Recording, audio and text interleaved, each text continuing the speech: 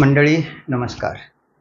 आजच्या या व्हिडिओमध्ये आपण पितर, ज्याला आपण पितृपाठ म्हणतो, पितृपक्ष म्हणतो, तर हे पितर आपण जेवू घालण्यापाठीमागे काय उद्देश होता आणि ते कशा प्रकारे करायचे आहेत हे पित्र, याविषयी माहिती पाहणार आहोत. व्हिडिओचे 2 भाग बनवूयात.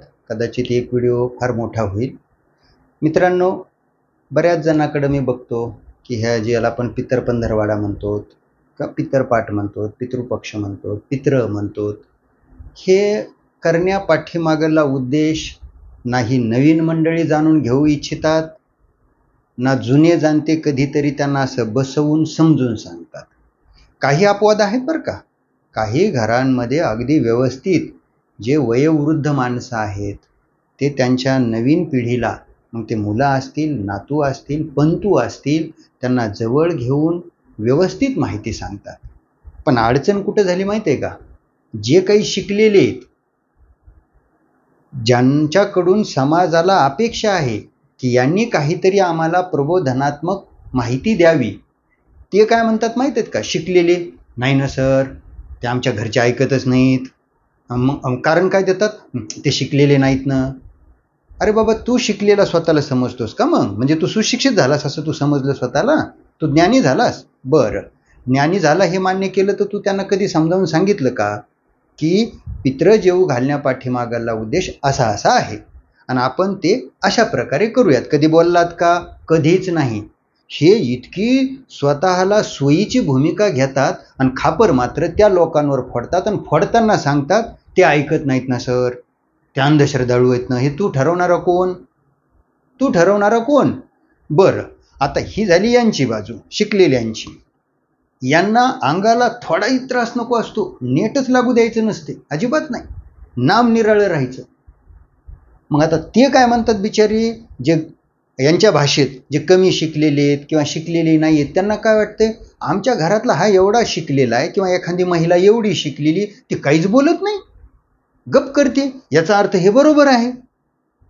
अशी भावना कुणाची होती? जे बिचारे कमी शिकलेले आहेत, वृद्ध आहेत, ते म्हणतात बाबा आम्ही करतो हे ठीक आहे ना, मग याच्यात काही कमी जास्त असेल तर तू स्वतःला फार शिकलेला समजतो ना, किंवा मग शिकलेली समजतेस ना, तू एवढं ज्ञान जगाला सांगतेस तर आम्हाला थोडं तर सांग. मग ती महिला असेल, पुरुष असेल, हे त्यांना काडीचंही नवीन अपडेटेड किंवा प्रबोधनात्मक किंवा सत्य माहिती सांगत नाही. त्यांना काय वाटते, चालायले ना, चालू द्या ना, परंपरागत चालते ना.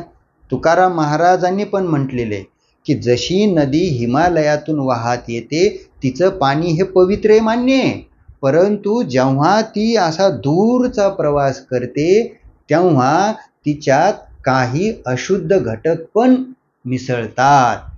मग मात्र आपल्याला शुद्ध करून घ्यावं लागतंय. आपला हा जो धर्म आहे ना, ज्याला आपण हिंदू धर्म म्हणतो, तो काही काल परवाचा नाहीये, हजारो वर्षापूर्वीपासून चालत आलेला आहे तो.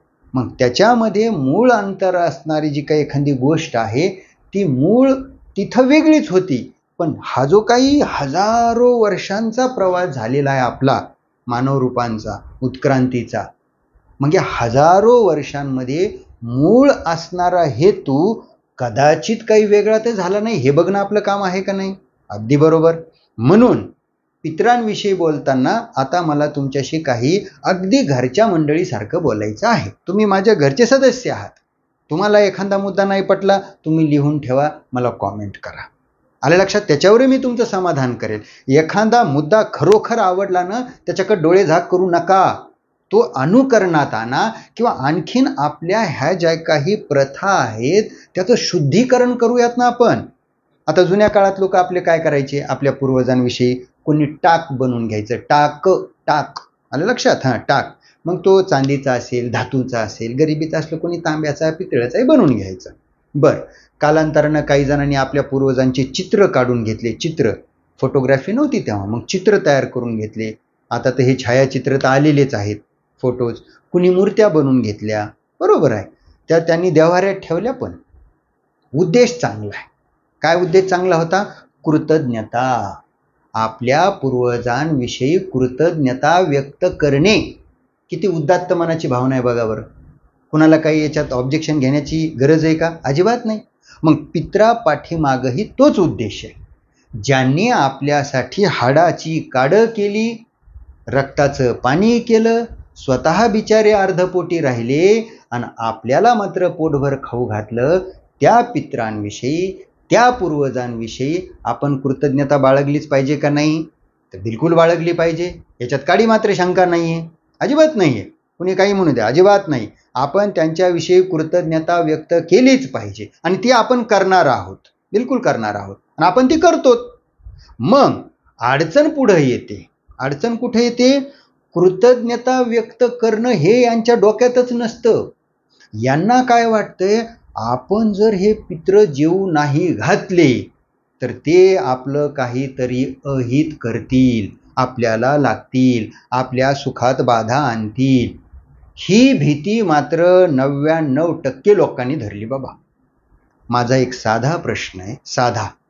असं गृहीत धरा, मी आजोबा आहे, आजोबा म्हणजे माझा मुलगा किंवा माझी मुलगी, त्यांचं लेकरू माझ्याजवळ आहे. मी त्याच्यावर रागावेल का मी त्याच्यावर प्रेम करेल? साहजिक आहे. अहो, यादसाठी केला होता अट्टहास. माणूस हे सगळं कशासाठी करते माहिती आहे का? मूलबाळ व्हावं म्हणून. तुम्ही बघा तर खरी, अरे धडपडतात बाबा, नाही नाही ते दवाखाने करतेत, हे नवस करू करू घायाळ होतेत का? अपत्य व्हावं.